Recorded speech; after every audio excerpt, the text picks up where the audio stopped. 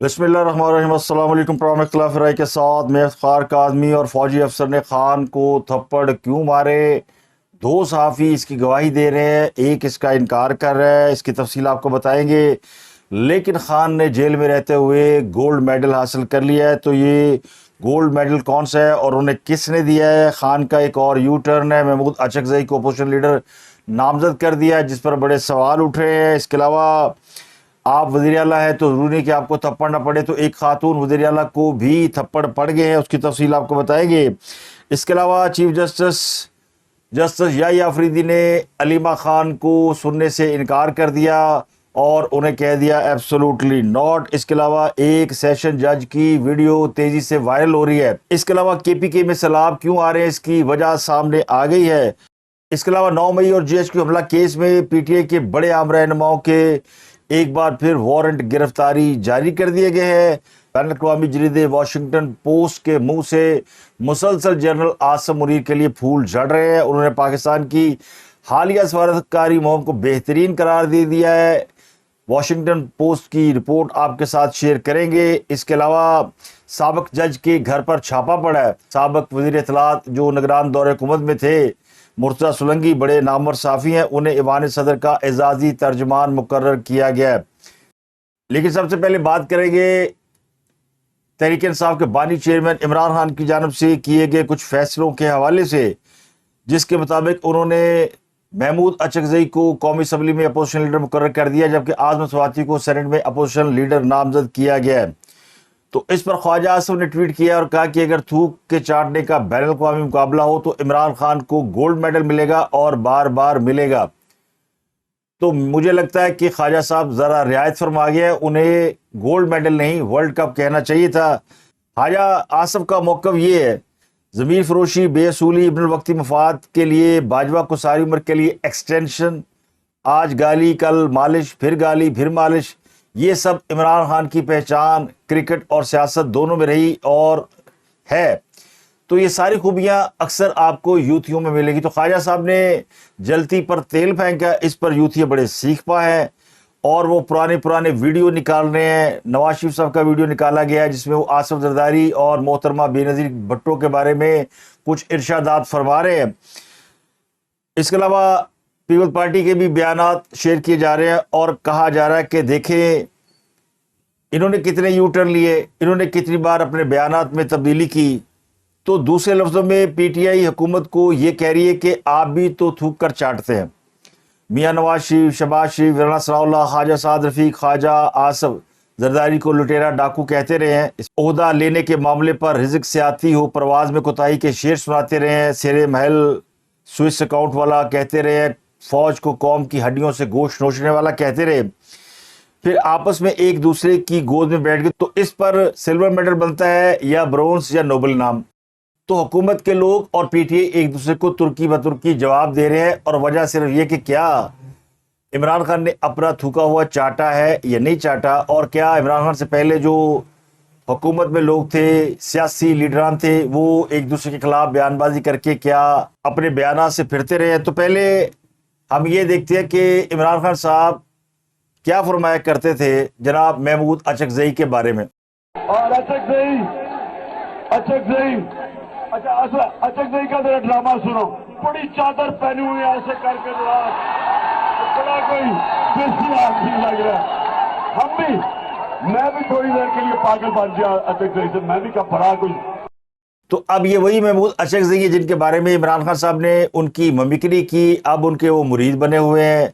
खुद इमरान खान यूथियों के मुर्शद है और वो महमूद अचकज़ई के पीछे, जिस तरह वो मौलाना फजलुर रहमान के पीछे खड़े होने को तैयार थे, मौलाना फजलुर रहमान को भी इमरान खान इसी तरह बुरे अल्फाज से याद किया करते थे। उनके जलसों में जब तक मौलाना डीजल के नारे नहीं लगते थे, केपीके के अवाम को जोश नहीं आता था। केपीके के अंदर दो एलिमेंट हैं, एक वो जो बहुत मजहबी तबका है और एक वो जो खुद को आज़ाद ख्याल समझता है, जो स्मगलिंग को कारोबार समझता है, गैर कानूनी कामों को धंधा समझते हैं। तो वो तबका भी मौजूद है जो एंटी फजलुर रहमान ग्रुप है। इमरान खान साहब उनके हवाले से नारे लगवाया करते थे, महमूद अचकज़ई की मिमिक्री किया करते थे। तो मौलाना फजलुर रहमान के दर पे भी पीटीआई ने सजदे किए और अब महमूद अचकज़ई के दर पर भी सजदे किए जा रहे हैं।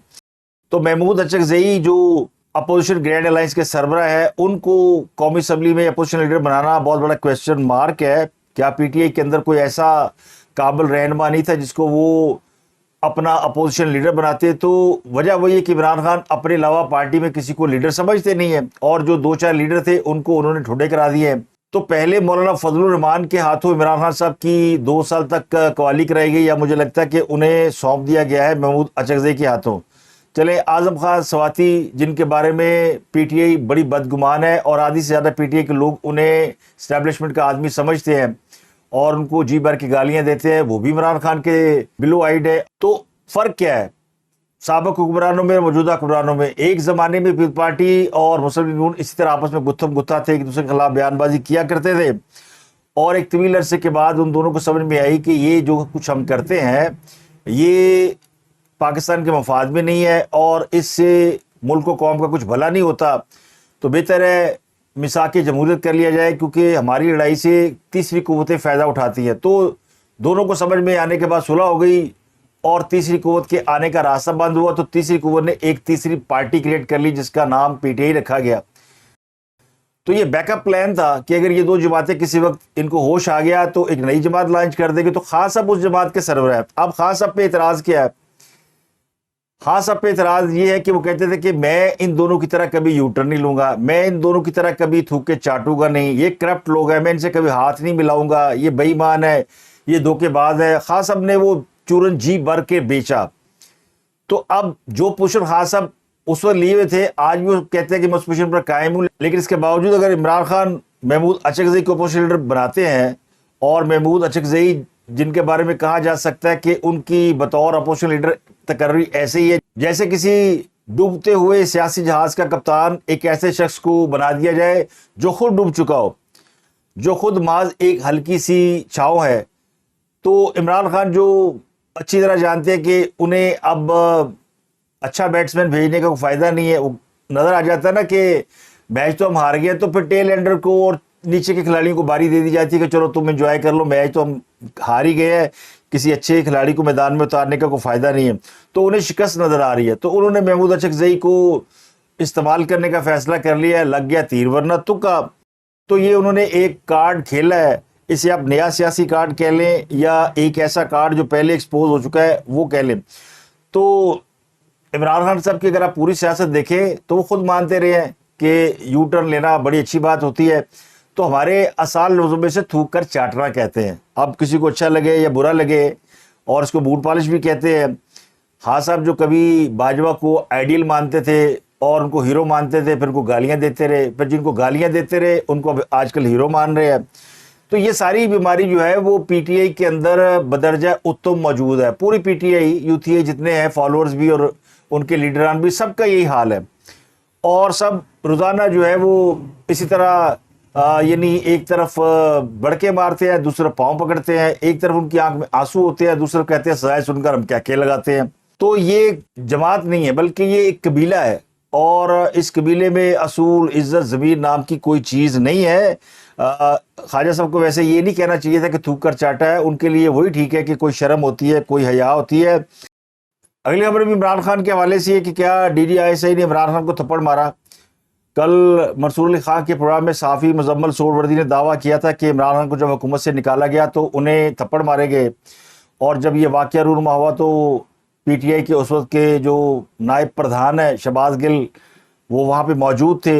اس پر شہباز گل نے جواب دیا ہے اور اس بات کا اعتراف کیا کہ جس دن عمران خان کو وزیر اعظم ہاؤس سے نکالا گیا اس رات D D I S I وہاں پر موجود تھے. تو ایک خبر تو کنفرم ہو گئی کہ فوجی افسران نے جا کر عمران خان کو وہاں سے نکالا، اب کوئی مانے یا نہ مانے. اور یہ بھی درست ہے کہ جب عمران خان وزیر اعظم ہاؤس سے نکلنے سے انکاری تھے تو اس وقت یہ خبر زیر گردش تھی. بی بی سی نے بھی شاید یہ رپورٹ شائع کی تھی کہ فوجی افسران خصوصی ہیلی کاپٹر پر وزیر اعظم ہاؤس پہنچے ہیں اور انہوں نے عمران خان کو وہاں سے رخصت کیا. اور جب عمران خان وہاں سے جا رہے تھے تو ان کے دونوں گال بری طرح سرخ تھے، جیسے ان پر تھپڑ مارے گئے ہوں گے. تو اس کے بعد یہ خبریں زیر گردش رہی کہ عمران خان کو تھپڑ مار کر نکالا گیا. اچھا، خان صاحب نے یا ان کی جماعت نے اس کی کوئی تردید نہیں کی. کافی دن تک یہ واقعہ بہت سے لوگوں نے اس میں وی-لاگ بھی کیے، میں نے بھی کیا، لیکن چونکہ اس واقعے میں اب شہباز گل کا نام آیا تو انہوں نے اس واقعے کی تفصیلات بتائی ہیں۔ وہ کہتے ہیں میں 2-3 سال اس واقعے پہ خاموش رہا، 3 سال پرانی بات ہے، لیکن یہ درست ہے کہ اس دن کہا گیا کہ 2 ہیلی کاپٹر اترے جس میں لوگ آئے جن کی عمران خان سے بات ہوئی، وہاں بدتمیزی ہوئی، پھر یہ خبر پھیلائی گئی تھپڑ مارے گئے یا تھپڑ مارا گیا، جس کے اوپر ٹاؤٹ صافی بڑے خوش ہیں۔ تو پھر انہیں قسم کھا کر کہا کہ وہ وہی بتائیں گے جو انہوں نے اپنی آنکھوں سے دیکھ رکھا ہے۔ انہوں نے کہا کہ اس شام یہ ہوا کہ جس شام عمران خان کے خلاف تحریک عدم اعتماد تھی اور انہیں پتا تھا کہ وہ جا رہے ہیں، اپنا سامان سفر باندھ رہے تھے، اس وقت DGISI جنرل ندیم انجم گاڑی کے اوپر وزیر اعظم ہاؤس آئے۔ اس کی وجہ یہ بتائی گئی ہے شہباز گل کی جانب سے کہ اس وقت جنرل باجوہ کو ہٹانے کی باتیں ہو رہی تھیں، تو جنرل باجوہ گاہے بگاہے اپنے افسران کو وزیر اعظم ہاؤس بھیجا کرتے تھے تاکہ یہ پتہ کر سکے کہ ان کو نکال تو نہیں دیا گیا۔ جس رات کا یہ واقعہ ہے جب عمران خان وزیر اعظم ہاؤس میں آخری رات موجود تھے، اس وقت انہوں نے ندیم انجم صاحب جو کہ بڑی دھیمی طبیعت کے آدمی ہیں، انہوں نے بڑے احترام کے ساتھ پرائم منسٹر صاحب کو یہ ریکویسٹ کی کہ آپ سائفر پر بات نہ کریں۔ شہباز گل صاحب یہ بھی کہتے ہیں کہ ان دونوں میں جو بات ہو رہی تھی وہ 1 to 1 تھی، لیکن وہ وہاں موجود بھی تھے اور وہ موجود بھی نہیں تھے، ان کو یہ باتیں پتہ چل گئیں۔ تو کوئی غیب کا علم شہباز گل صاحب کے وہاں ہوگا۔ وہ کہہ رہے جو گفتگو DGISI اور عمران خان میں ہو رہی تھی اس کے مطابق بات سائفر کی ہو رہی تھی، اور پھر انہوں نے اس کا نقشہ یوں کھینچا کہ عمران خان نے دونوں بازو اپنے آگے کیے اور ٹیبل پہ ہو کر بیٹھے اور کہا کہ جناب آپ اپنی بات کر رہے ہیں، ملکی انٹرسٹ کی بات کر رہے ہیں اور سلامتی کی بات کر رہے ہیں، جن چوروں کو آپ لا رہے ہیں اور یہ ووٹ آف کانفیڈنس کروا رہے ہیں، اس پر بھی آپ مجھے یہ کہہ رہے ہیں کہ سائفر پر میں بات نہ کروں کیونکہ ملکی سلامتی کا نقصان ہو جانا۔ تو آپ لوگوں کو پتہ کہ آپ نے کیا کر دیا؟ تو خان نے بڑا ڈٹ کے DGISI کو جواب دیا اور جس کے بعد DGISI وہاں سے چلے گئے۔ تو یہ گفتگو شنید جو ہے یہ اس کے راوی ہے جناب شہباز گل صاحب، اور انہوں نے اس میں سے تمام کہانی کو وائپ آؤٹ کیا اور اس بات سے انکار کیا کہ عمران خان کو کوئی تھپڑ پڑے۔ یہ انہوں نے مانا کہ میٹنگ 1 on 1 تھی، فوجی افسران وہاں موجود تھے۔ تو سوال یہ کہ یہ فوجی افسران کرنے کیا گئے تھے؟ بقول شہباز گل کے وہ سائفر پر بات کر رہے تھے۔ تو سائفر کے بارے میں ریکویسٹ کرنے کے لیے DGISI کبھی بھی اس شخص کے پاس نہیں جائیں گے جو پرائم منسٹر رہا ہو اور جو پرائم منسٹر ہاؤس سے نکالا جا رہا ہو، اور اگر فوج کو اس بات کا خدشہ ہو کہ عمران خان کچھ راز افشا کر سکتے ہیں تو فوج اس رات انہیں گرفتار کر لیتی۔ تو شہباز گل صاحب بیٹھ کے لوگوں طوطا کہانیاں سناتے ہیں۔ وہ کہتے ہیں نا نانی نے بیاہ کیتا پیڑا کیتا کر کے چھڈیا اور پیڑا کیتا۔ اگر وہ اس پہ لب کشائی نہ کرتے تو شاید یہ بات آئی گئی ہو جاتی، لیکن اس واقعے نے ثابت کر دیا کہ جس رات Imran Khan prime minister house سے نکالے گئے فوج وہاں موجود تھی، DGISI وہاں موجود تھے اور ایک کمرے میں 1 on 1 میٹنگ چل رہی تھی۔ اب جنہوں نے تھپڑ مارے ہیں وہ تھپڑ ہو سکتا ہے ان کے آگے کو سلنسر لگا ہو، آواز باہر نہ آئی ہو، اور اسی کو شہباز گل صاحب نے اب ایک اور طریقے سے بیان کیا ہے جو خواجہ دی گواہی ڈڈو کے مترادف ہے۔ عمران خان کے اوپر یہ لگا ہوا داغ ختم کرتے انہوں نے باقاعدہ اس کی تصدیق کر دی ہے۔ اس کے علاوہ آج چیف جسٹس یحییٰ افریدی نے عمران خان کی بہن علیمہ خان کو روسٹروم پر بات کرنے سے روک دیا۔ عمران خان کے وکیل نے درخواست کی تھی کہ عمران خان کی فیملی آپ سے بات کرنا چاہتی ہے، تو چیف جسٹس نے کہا کہ وہ اس کی اجازت نہیں دے سکتے، کیس جو ہے وہ ابھی اس کے اوپر وکلا نے دلائل دینے ہیں، بہت ساری بات ہونی ہے، تو آؤٹ آف دی وے جا کر کسی کی بات کیسے سنی جا سکتی ہے۔ تو عمران خان کے ضمانت کے 8 مقدمات کی سماعت کا یہ آج دوسرا روز تھا۔ عمران خان کے وکیل سلیمان صفدر نے بھی دلائل دینے کی استدعا کی، تو چیف جسٹس یحییٰ نے کہا کہ آپ کا مدعا ہم نے پنجاب کے اسپیشل پروسیکیوٹر کو پہنچا دیا، اب وہ دلائل دیں گے کہ انہوں نے عدالت کو مادہ کرنا ہے کہ لاہور ہائی کورٹ کا فیصلہ برقرار رکھا جائے، لیکن انہیں فوڈ پوائزننگ ہو، لیکن پنجاب حکومت کے اسپیشل پروسیکیوٹر ذوالفقار نقوی کو فوڈ پوائزننگ ہو گئی جس کی وجہ سے وہ عدالت میں حاضر نہیں ہو سکے۔ تو چیف جسٹس یحییٰ خان نے عمران خان کی ضمانت کے 8 کیسز جو ہے وہ جمعرات تک ملتوی کر دی ہے۔ ان کیسز کی اب ڈے بائی ڈے سماعت ہو رہی ہے، لیکن پی ٹی آئی کو اعتراض یہ ہے کہ پہلے جسٹس یحییٰ نے کہا تھا کہ ہم میرٹس پر نہیں جائیں گے، اب وہ میرٹس پر چلے گئے ہیں، آج انہوں نے نئی بات کہہ دی ہے۔ اور عمران خان کے وکیل بیرسٹر سلیمان صفدر سے کہا کہ ہم آپ کو سنیں گے ہی نہیں، پروسیکیوشن کو پہلے سنیں گے، وہ مطمئن نہ کر سکے تو پھر بیرسٹر سلیمان صفدر کو بھی سن لیا جائے گا۔ تو یہ عمران خان کے کیس کے حوالے سے آج بڑی ڈیولپمنٹ ہوئی ہے۔ اگلی خبر یہ کہ جی ایچ کیو حملہ سمیت 9 مئی کے 12 مقدمات کی سماعت 3 سپٹمبر تک ملتوی کر دی گئی ہے، لیکن عدالت سے سزا یافتہ عمر ایوب، شبلی فراز، زرتاج گل، کنول شوذب، شیخ راشد شفیق سمیت 14 مجرمان کے ناقابل ضمانت وارنٹ گرفتاری جاری کیے گئے ہیں۔ جج نے انہیں آئندہ تاریخ پر گرفتار کر کے پیش کرنے کا حکم دیا ہے۔ تو جی ایچ کیو حملہ کیس جس کا جیل ٹرائل ہونا ہے، اس میں یہ 14 مجرمان پیش نہ ہوئے۔ انہوں نے حاضری سے استثناء کی درخواستیں دی تھی، لیکن عدالت نے کہا کہ ان کو تو سزا ہو چکی ہے، انہیں حاضری معافی کی اجازت نہیں دی جا سکتی، انہیں پہلے سرنڈر کرنا ہوگا۔ تو ان 14 مجرمان میں عمر ایوب، شبلی فراز، شیخ راشد شفیق، زرتاج گل، کنول شوذب، رائے مرتضی، عظیم اللہ خان، احمد چٹھا، رائے حسن نواز، محمد جاوید، شکیل نیازی، چودھری آصف علی اشرف خان اور چودھری بلال ایجاد شامل ہے۔ اس کے علاوہ جو 31 ملزمان بغیر وجہ غیر حاضر ہوئے، ان کے قابل ضمانت وارنٹ گرفتاری جاری کیے گئے۔ اس کیس میں 119 گواہان ہیں، 27 کے بیان ریکارڈ ہو چکے ہیں۔ آئندہ تاریخ پر 3 گواہوں کی طلبی کی گئی ہے۔ اس کے علاوہ دیگر کیسوں میں جی ایچ کیو گیٹ 4 حملہ، آرمی میوزیم حملہ، صدر میں حساس بلڈنگ جلانے، مری روڈ میٹرو اسٹیشن نظر آتش کرنے، شمس آباد مری روڈ حساس ادارے کی بلڈنگ پر پتھراؤ کرنے سمیت گراؤ، جلاؤ، توڑ پھوڑ کے کیسز شامل ہیں۔ تو 3 سپٹمبر کو عمران خان پر فرد جرم عائد کی جائے گی۔ اگلی خبر یہ کہ کوئٹہ میں 20 اگست کی صبح تقریباً 3 بجے سی ٹی ڈی کے اہلکاروں نے سابق جج جسٹس ریٹائرڈ ظہور احمد شاہوانی کے گھر پر چھاپہ مارا۔ عینی شاہدین کے مطابق تقریباً 50 افراد تھے اور انہوں نے جسٹس ریٹائرڈ ظہور احمد شاہوانی کے بیٹے وکیل ضمیر احمد شاہوانی کو گرفتار کیا اور ان کو نامعلوم مقام پر منتقل کر دیا۔ ان کی گرفتاری کے بعد ہلچل مچ گئی اور بلوچستان حکومت کے ذرائع کا کہنا تھا کہ یہ جو گرفتاریاں ہو رہی ہیں، یہ جو پروفیسر پکڑے گئے تھے چند روز پہلے، جو بی ایل اے کے سہولت کار کے طور پر سامنے آئے، ان کے بیانات کی روشنی میں تحقیقات شروع ہوئی ہے۔ ترجمان بلوچستان حکومت شاہد ہند کے مطابق کچھ ٹارگٹ کلر کے حوالے سے بلوچستان حکومت کو ایک لیڈ ملی تھی، اس لیے 1 سے زائد مقامات پر چھاپے مار کر مشتبہ افراد کو حراست میں لیا گیا ہے۔ تو ضمیر شاہوانی کی گرفتاری کے حوالے سے بلوچستان حکومت نے نہ صرف اعتراف کیا بلکہ حکومت پہ اتنا دباؤ آیا کہ انہوں نے بالآخر ضمیر شاہوانی کو رہا کر دیا ہے۔ اس کے علاوہ دہلی کی وزیر اعلیٰ کو کھلی کچہری کے دوران ایک شخص نے تھپڑ مار دیا۔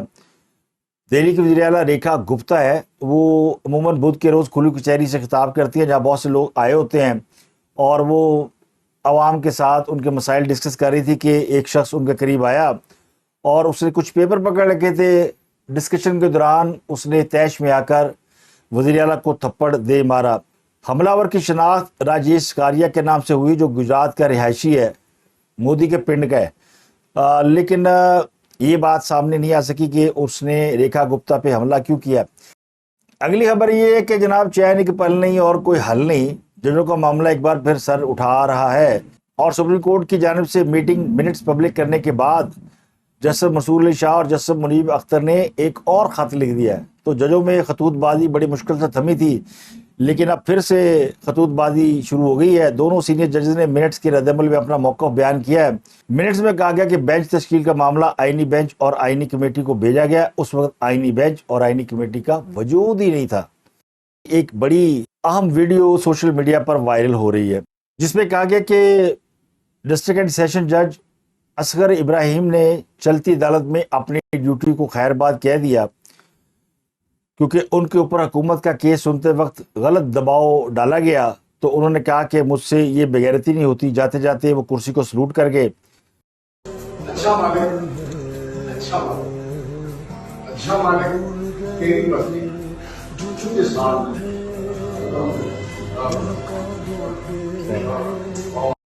تو ویڈیو پی ٹی آئی کے لوگ شیئر کر رہے ہیں، یہ پی ٹی آئی بلوچستان کی جانب سے شیئر کی گئی، اس کے بعد یہ وائرل ہو رہی ہے، اور سب کا ایک ہی کیپشن ہے کہ حکومتی دباؤ پر جج صاحب جو ہے وہ بھری عدالت چھوڑ گئے ہیں۔ اب جو اصل کہانی ہے وہ یہ نہیں ہے۔ ڈسٹرکٹ اینڈ سیشن جج محمد ابراہیم اصغر 18 اگست کو ریٹائر ہو چکے ہیں، اور چونکہ وہ 60 سال کے ہو چکے ہیں تو 60 سال کی عمر ریٹائرمنٹ کی عمر ہے۔ ریٹائرمنٹ کے وقت وہ ڈسٹرکٹ اینڈ سیشن جج ساہیوال کے طور پر خدمات سر انجام دے رہے تھے، محمد ابراہیم اصغر نے 14 مئی 2004 کو عدلیہ میں شمولیت اختیار کی، یعنی وہ جج کے عہدے پر فائز ہوئے اور طویل عدالتی خدمات کے بعد اس وقت وہ سینیٹی لسٹ میں 6 نمبر پر فائز تھے۔ اس سال اور بھی کئی ججوں کو ریٹائر ہونا ہے، لیکن 18 اگست کو یہ ریٹائر ہو گئے۔ اب ان کی ریٹائرمنٹ کی ایک ویڈیو کو انہوں نے اپنے مقصد کے لیے استعمال کرنا، اس لیے کہتے ہیں نا یوتھیا اور جھوٹ نہ بولے تو یہ ممکن نہیں ہے۔ اسی وجہ سے لوگ ان سے نفرت کرتے ہیں، اسی وجہ سے لوگ ان کو پسند نہیں کرتے کہ یہ سچ کے قریب بھی نہیں پھٹکتے، غلطی سے بھی سچ نہیں بولتے کہ کہیں کوئی گناہ ہی نہ ہو جائے۔ تو اب یہ ویڈیو اس طرح نہیں ہے جس طرح پریزنٹ کی گئی ہے۔ جج صاحب ریٹائر ہو کر گئے ہیں، ریٹائر ہوتے وقت انہوں نے اپنے کرسی کو سلوٹ کیا ہے، ساتھ ان کا بچہ بھی ہے جو ان کی ویڈیو بنا رہا ہے۔ کسی کیس کے دوران وہ مقدمہ چھوڑ کے نہیں گئے، اگر کیس کے دوران گئے ہوتے تو بچے کو ساتھ لے کے تھوڑی آتے۔ تو یہ ویڈیو جو ہے وہ یوتھیوں کے ذہنی خلفشار کی نشاندہی کرتی ہے۔ تو اسی لیے ہم کہتے ہیں کہ یوتھیے کا اپر چیمبر خالی ہوتا ہے اور وہ سمجھتا ہے کہ باقی سب کا بھی اپر چیمبر خالی ہے۔ اس کے علاوہ سوشل میڈیا پر جوئے کو پروموٹ کرنے کے معاملے میں معروف یوٹیوبر سعد رمان ڈکی بھائی گرفتار ہیں۔ ان کی اہلیہ کو بھی لاہور ایئرپورٹ پر پکڑا گیا تھا، تو اب لاہور کی ایک مقامی عدالت نے ان کی بیوی کو ضمانت دے دی ہے اور یہ ضمانت 30 اگست تک دی گئی ہے اور ان سے کہا گیا کہ وہ شامل تفتیش ہو جائیں۔ تو ڈکی بھائی کی بیوی کو ضمانت مل گئی ہے۔ ڈکی بھائی خود ابھی پولیس کے ریمانڈ پر ہے اور سنا ہے کہ وہاں کافی ان کی ٹہل سیوا ہو رہی ہے۔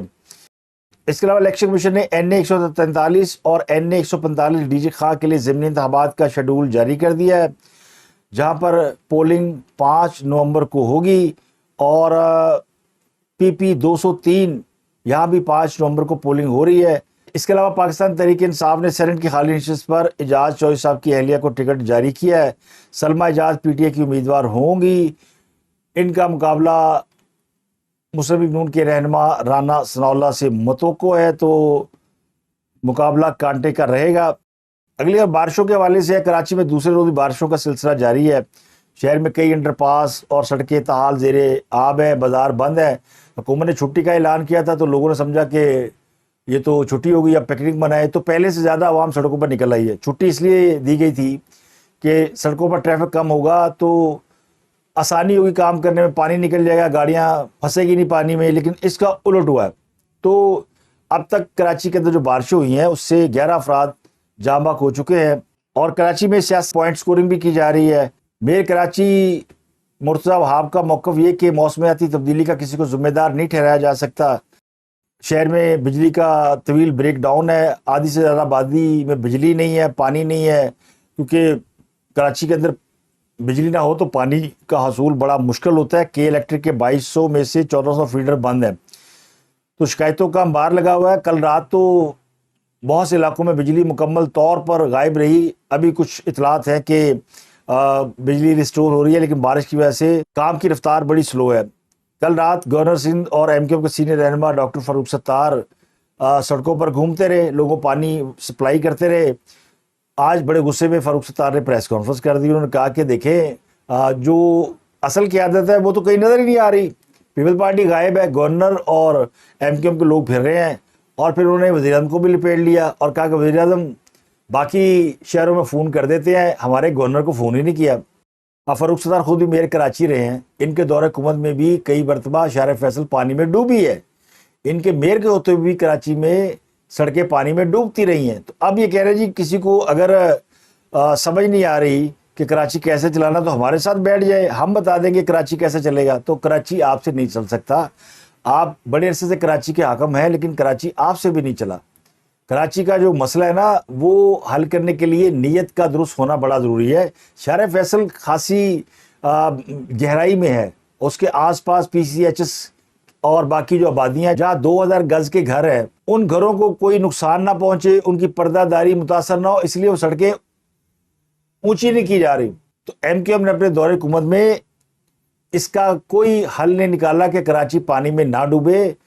یہ ہر 5-10 سال بعد کراچی کے اندر اسی طرح پانی کھڑا ہو جاتا ہے۔ اور دوسری بات یہ کہ کراچی میں کوئی سیلاب نہیں آیا کہ وزیر اعظم ان کو فون کریں کہ جناب کیمپ لگا دیتے ہیں، کوئی مدد بھیج دیں۔ یہ شکوہ کیا فاروق ستار نے کہ کوئی کیمپ نہیں لگا، کوئی اسکول نہیں کھولا، لوگوں کو کوئی پناہ گاہیں میسر نہیں کی گئی۔ تو ایسا کچھ ہوا نہیں کہ खुदा ना से बहुत बड़ी तबाही आई, घरों में पानी दाखिल हुआ है और उसके लिए फिर मुकामी इंतजामिया को वहाँ काम करना चाहिए था। अगर नहीं किया तो बड़ी ज़्यादती है। एमक्यूएम को करना चाहिए थी। एमक्यूएम भी उतनी जिम्मेदार है जितनी पीपल पार्टी जिम्मेदार है। तो पॉइंट स्कोरिंग करने की बजाय मेरा ख्याल है फारूक सत्तार साहब रात सड़कों पे घूमे तो उनको नींद आई हुई थी, तो उन्होंने गुस्से में खासी भड़ास निकाली है, लेकिन बहरहाल उनकी अपनी जिम्मेदारी बनती है। इसके अलावा वज़ीर-ए-आज़म शहबाज शरीफ और field marshal general Asim Munir ने सैलाबज़दा इलाकों का दौरा किया। पहले वो सवात गए, फिर उसके बाद बुनीर, शांगला, स्वाबी गए, उनको ब्रीफिंग दी गई और ब्रीफिंग के नतीजे में जो प्राइम मिनिस्टर को समझ आई उसमें उन्होंने कहा कि जो सैलाब है इसकी वजह कब्ज़ा माफिया है, लकड़ी माफिया है और कानकनी की सरगर्मियों में खिलाफ वर्जियाँ हैं। तो उन्होंने इस पर तवज्जो दिलाई, कहा कि इस पर काम करे, केपी के गवर्नमेंट इनको रोके और लकड़ी जो लोग काटते हैं उनको पकड़ा जाए। तो उन्होंने कहा कि ये सब वजह है सैलाब की, इसको रोकना चाहिए। बड़े पैमाने पर माइनिंग हो रही है और उनको को रोका नहीं जा रहा, माइनिंग की वजह से बड़े बड़े होल्स बन जाते हैं। तो पाकिस्तान को ज़रा सख्त रियासत बनना होगा, ऐसी रियासत जहाँ कानून सब पर लागू हो, किसी को इस्तिस्ना ना दिया जाए। तो ये उन्होंने बात बिल्कुल सही की है। मेरे पास इसकी बड़ी डिटेल है, लेकिन किसी अगले प्रोग्राम में डिस्कस करेंगे कि सैलाब क्यों आते हैं। प्रोग्राम थोड़ा लंबा हो गया है, तो अब तक के लिए इतना ही। आपसे मुलाकात होती है अगले व्लॉग में। अपना और गिरदुनवा के लोगों का बहुत ख्याल रखिएगा।